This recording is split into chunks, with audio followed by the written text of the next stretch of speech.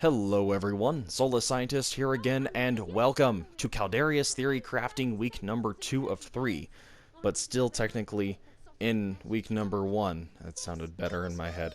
Anyway, last week we took Caldarius' hit-and-run playstyle and prioritized mobility, making him adept at striking his enemy and escaping before his target has a chance to retaliate. This week we are exchanging mobility for damage.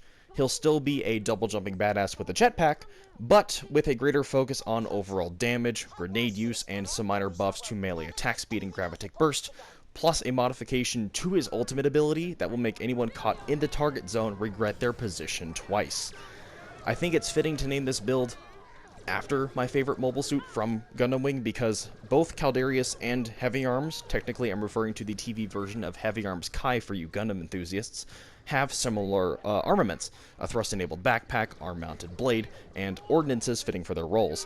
While Heavy Arms quite literally brings the heavy armaments with machine guns and missiles for days, the mobile suit is also 16.7 meters tall. Caldarius' JHTX assault frame is more of an Iron Man suit equipped with a machine pistol for close-range combat and an arm-mounted grenade launcher. Both are equally deadly in their own universes, but especially so for Caldarius in this video. One final note for the Gundam enthusiasts watching: yes, Heavy Arms is one word, but I am including the space to differentiate between the Gundam and the build name.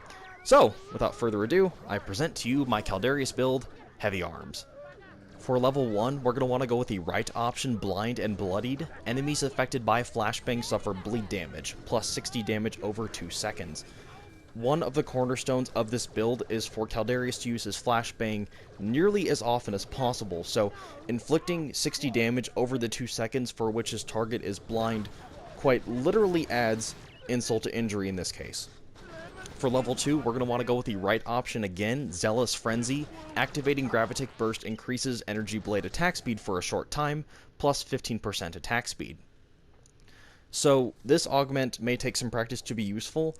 The damage Caldarius inflicts with Gravitic Burst is its own damage source. It's not a dash followed by an auto melee attack, although the animation suggests he strikes with his Energy Blade. Based on the official description of the Kinetic Burst augment, Gravitic Burst inherently has a knockback effect, so this augment seems intended to enable Caldarius to execute a melee attack before his target is knocked out of melee range after using Gravitic Burst, if that makes any sense. For level 3, we're going to want to go with the right option, Overdrive. Activating any skill increases movement speed, plus 30% movement speed over 2 seconds. This build may be damage focused, but Caldarius can still benefit from a temporary movement speed buff.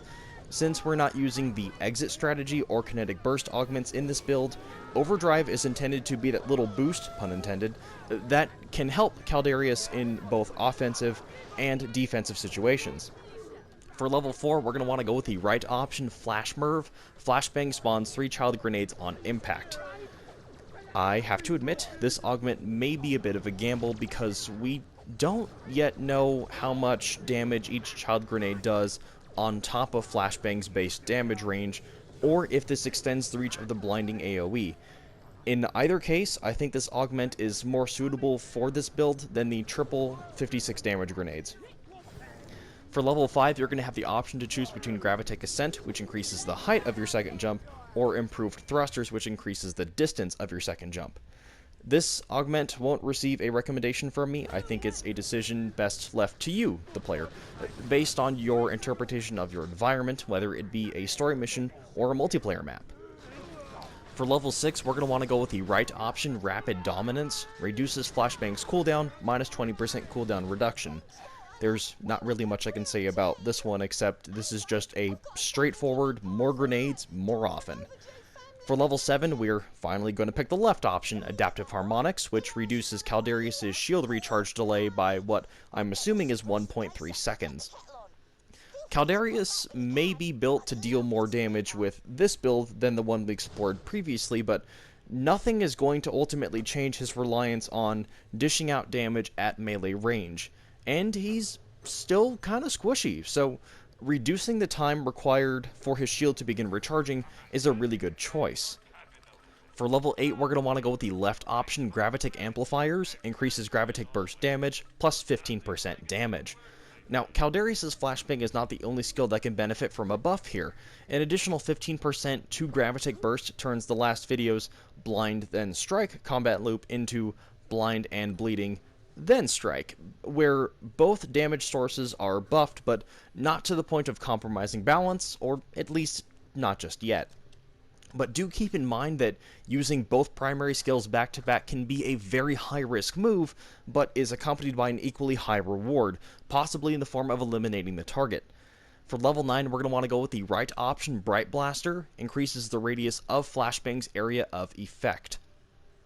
This augment is, I think, the ideal complement to Flash Smurf because if the 3 child grenades have no impact on the blinding radius and are simply an additional 3 damage sources, then this augment certainly does. These two augments together will make Caldarius' Flashbang particularly useful and, I think, especially deadly. Plus, the 20% cooldown reduction from Rapid Dominance is super helpful too. And finally, for level 10, we are going to want to pick the right option. Man, that's kind of hard to segue. Aerial Barrage fires a fragmentation grenade that deals damage over time before initiating Aerial Assault's final dive, plus 80 damage over 2 seconds.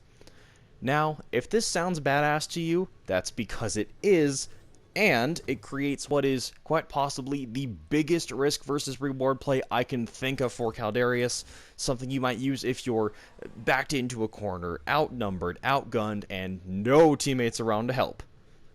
Or, the most badass way imaginable to destroy your opponent's base in Incursion. Alright, stay with me here. Step 1. Use Flashbang, which releases 3 child grenades and an increased blinding radius, causing enemies hit to suffer 60 bleed damage over the 2-second blind duration. Step 2. Use Gravitic Burst, which benefits from a 15% damage buff. Step 3. Perform a melee attack, which benefits from a 15% attack speed increase. Step 4. Activate Aerial Assault and ascend into the air after the 1-second delay. Step 5, select your target zone. Step 6, frag grenade drops, dealing 80 damage over 2 seconds to the enemies below. Step 7, death from above. Step 8, don't look at the explosion.